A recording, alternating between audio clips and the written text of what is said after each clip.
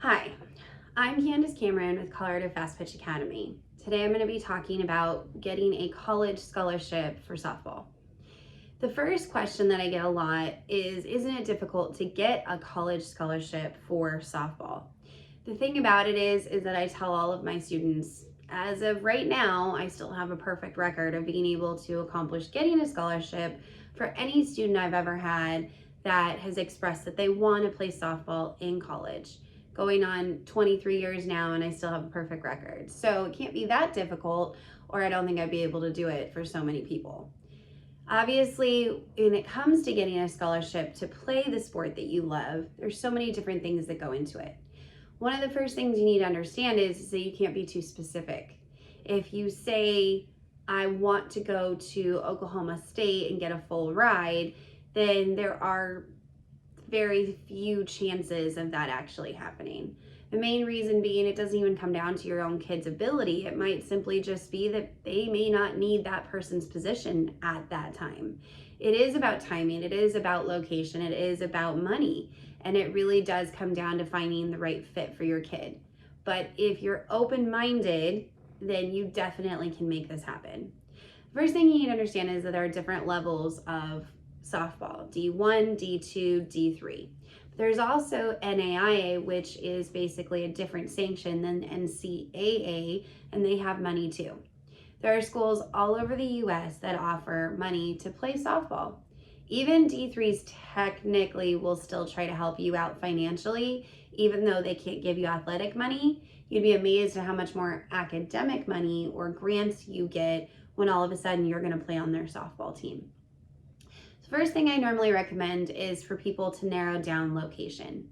Since you really should be starting to look at where you want to go to school and reaching out to these schools as early as freshman year of high school, a lot of people haven't even figured out where they want to go to school yet, as far as even what they want to major in or location or anything. But if you can just come down to and around where you may want to go, such as I want to stay local, or I want to go someplace warm, or I want to be someplace that doesn't ever get too cold or doesn't ever get too hot.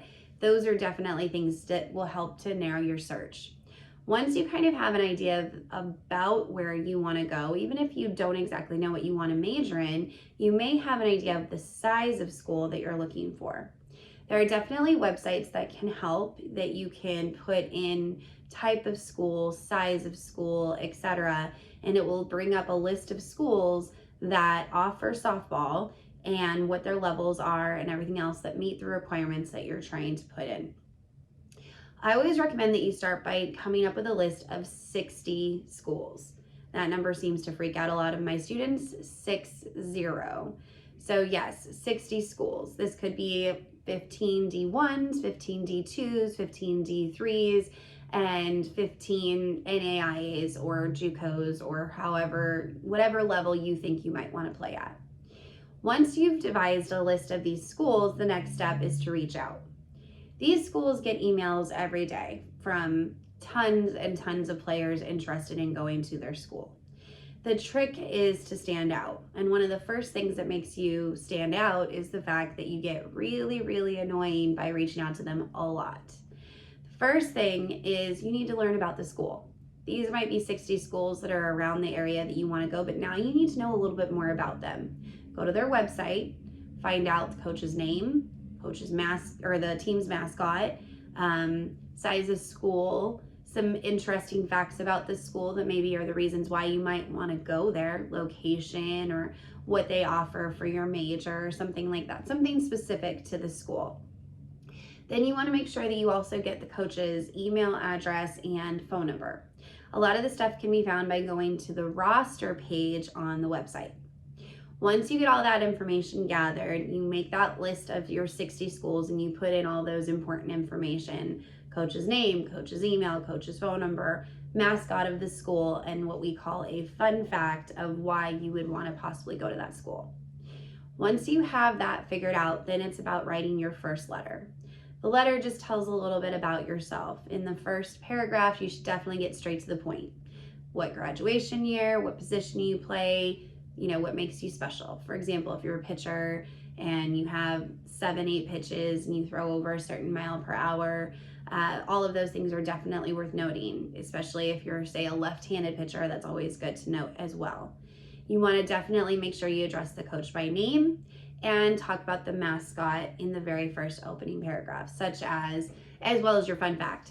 So you might say something like, I am really interested in attending your school and becoming a Tiger because, and then you get to your fun fact as to why you want to go to that school. By saying that in the opening paragraph, a coach sees that you've actually taken a whole 10 seconds to learn about their school instead of them just being a mass email that you send out to every college that offers softball. After that, you kind of want to include some information about yourself. All of your stats, especially the ones that make you look good, as well as just stuff about you as from an education side. You know, your GPA, and if you have taken, say, PSATs or SATs. Any of those things are definitely important to notate because they do want to know, can you even get into their school? If your grades aren't good enough, you're not getting into that school, and there's no point in them even talking to you. Once you have all of that information in there, including maybe some extracurricular activities that you participate in that let them know you're an all-around type of person, then make sure you end the email with something such as, I really look forward to hearing from you and learning more about what I need to do to become a Tiger. And once that email is sent out to all 60 schools, you'll normally get some kind of response that's related to them not being able to talk to you. A lot of times the response is, thank you so much for your interest in our school, but as you might know, we are not allowed to speak to you at this time because you're not old enough. You can apply or you can go to our camps or whatever. Here's the thing. There's a bunch of rules that colleges have to follow to be able to legally fit in whatever they have to do in regards to talking to kids. So they can't legally say certain things to you, but the fact that they even respond to the email tells you they're interested. If they completely ignore it, they could have not gotten it, or they may not be interested. So any reply is good news. Once you get a response, that means you put them in the category of interested. Make sure that from this point on, every time something goes on softball-wise, you're reaching out to them. You make a skills video, make sure you're sending that to them. If something big happens with your softball team, you guys win a national championship or you get an MVP award, tell them about it.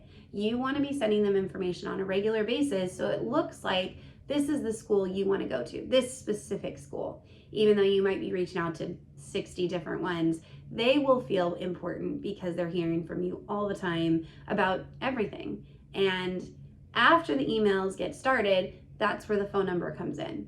You'll call the coach and leave them a voicemail. The odds of them actually answering is slim to none.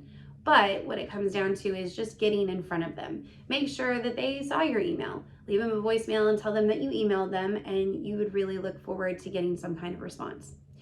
And then you keep following up with phone calls and emails all the time.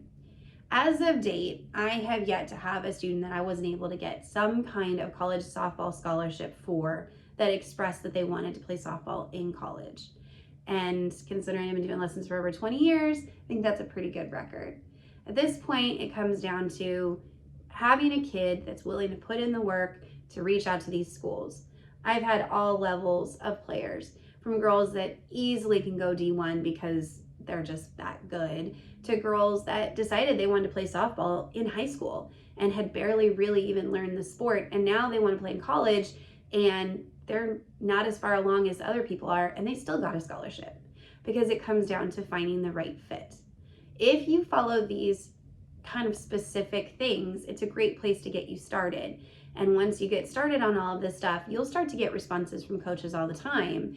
And then you'll also start to get emails from other coaches that you didn't even reach out to because now you're in the system. Now you're talking to these coaches. Coaches are talking about you to other coaches. And before you know it, you'll find the school that fits best for you. There is definitely more to it than that, but this is the first step. And if you want to know more about how to get a college scholarship, check out my next video on the following steps that happen after you write your first initial email. Thanks so much.